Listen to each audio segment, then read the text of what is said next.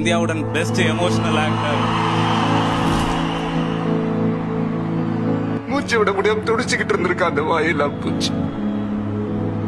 ஏதோ ஒரு நல்ல நாள்னா ஒரு டிஃபன் பாக்ஸ்ல கொஞ்சம் கேசரி, ஒரு வடை, பாயாசம் இதெல்லாம் கடைக்கு கொடுத்து அனுப்புவாங்களே தவிர கூட்டு யாரும் ஸ்டோர் போட்டு. அவளை ஏர்போர்ட்ல அனுப்புற வரைக்கும் எனக்கு தெரியல. இல்லாம ஒண்ணும் முடியலடா.